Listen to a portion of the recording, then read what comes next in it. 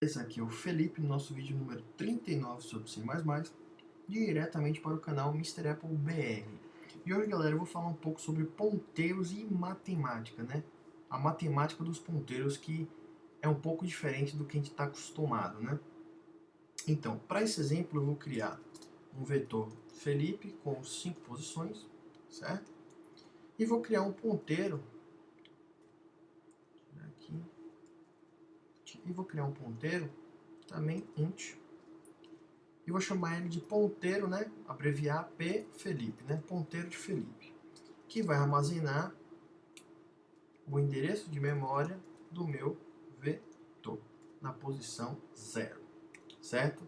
Então, isso aqui a gente já sabe o que eu fiz aqui, não tem muita dor de cabeça. Apenas criei um vetor e diz que o endereço de memória que ele vai ser inicializado vai ser o endereço de memória de Felipe, né, do meu vetor, na posição 0, certo?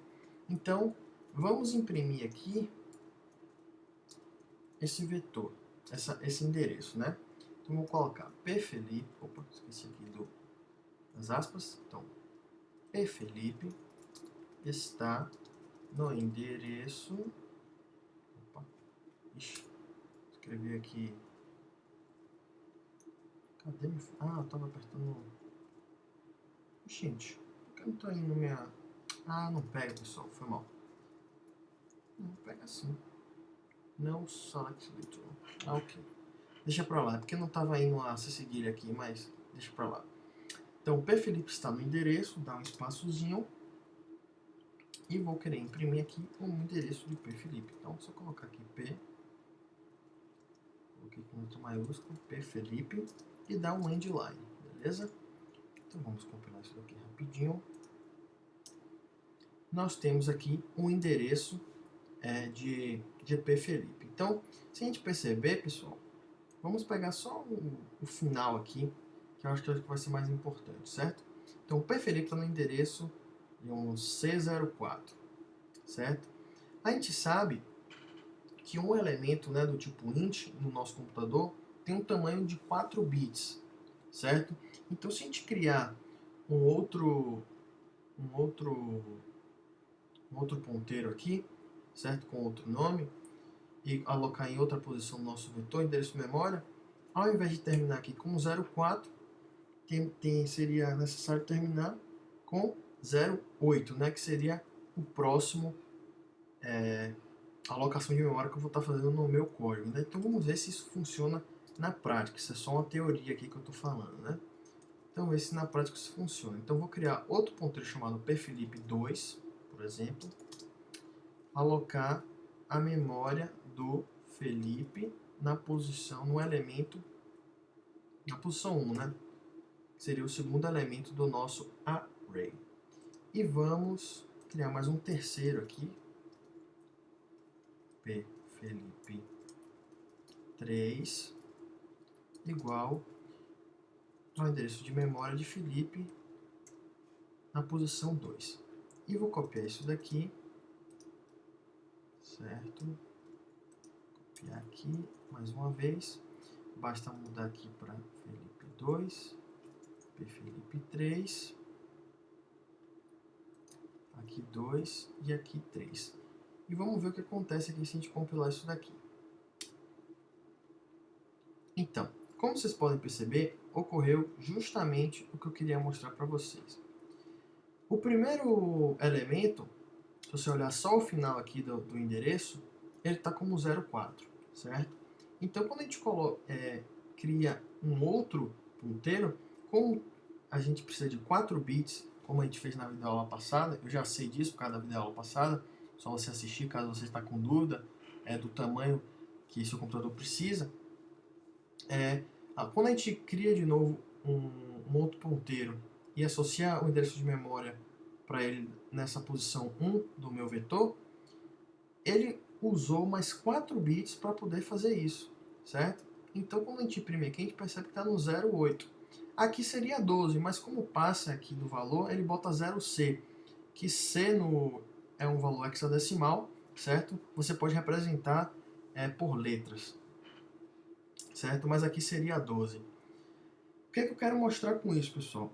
Eu primeiro mostrei aqui a parte de endereço, como é que funciona e tudo mais, mas se você olhar o título do vídeo, tem ponteiros em matemática, certo? Eu quero mostrar para vocês que a matemática dos ponteiros não funciona exatamente do jeito que a gente pensa, certo? Imagine que, sei lá, eu fiz alguém pega o meu código e tenta fazer isso daqui.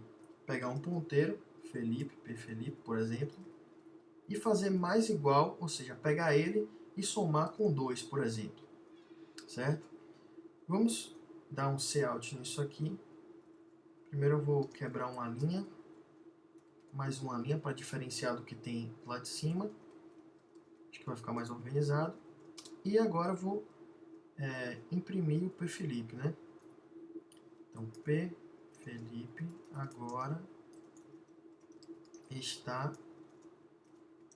no endereço. Pô, toda hora eu esqueço disso. No endereço, deu um espaçozinho, P. Felipe, underline. O que vocês imaginam que vai acontecer? Bom, se eu estou pegando o P. Felipe, que tem esse endereço aqui, quando eu somar com 2, ao invés de ser 004, vai para 006, digamos assim, né? Isso é o que eu acho. Bom, vamos ver o que vai acontecer, né? O que ele vai imprimir. E aí ele imprime o o C0C, que é o mesmo que esse C0C do P. Felipe 3. Pô, Felipe, não entendi nada. Você não somou 2? Por que ele não somou aqui 0,6?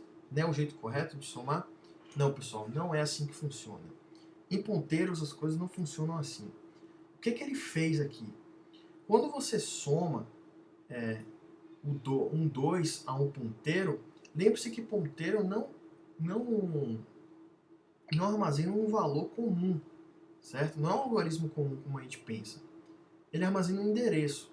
Quando você passa 2, o que ele entende? Bom, ao invés de apontar para esse endereço, eu vou apontar para dois endereços à frente. Ou seja, ao invés de apontar por esse 04, ele aponta para o 0C. Se eu colocasse 1 aqui, ele ia apontar para o 08, como vocês vão perceber aqui quando terminar de compilar. Pronto, ele aponta para o 08.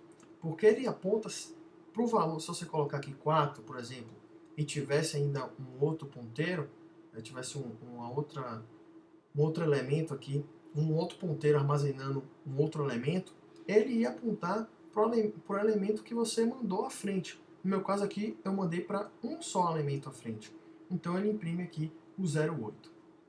Isso é importante você entender, para lá na frente você não se passar e acabar tentando fazer somas de uma variável normal, tipo inteira, com um ponteiro, que isso não tem nada a ver, não tem como fazer isso, certo? Porque são duas variáveis, o problema não é nem o tipo da variável, é porque é como você querer somar um caractere com um número. Eu não posso somar A mais 4, não existe um valor para isso, né? Então, que isso fique claro, quando você soma um valor a um ponteiro, ele vai apontar para o próximo elemento. Ou seja, o próximo elemento de acordo com o valor que você colocou. Se você colocou 1, vai ser o próximo. Se você colocou 2, vai ser 2 à frente. Se você colocou 3, 3 à frente. E assim por diante. Beleza, pessoal? Bom, espero que isso tenha ficado bem claro. Se você curtiu o vídeo, não esqueça de curtir, favoritar. Se compartilhar, melhor ainda.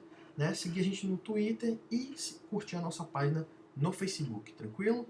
Então é isso, pessoal. Até o próximo vídeo. Um abraço a todos. Fui!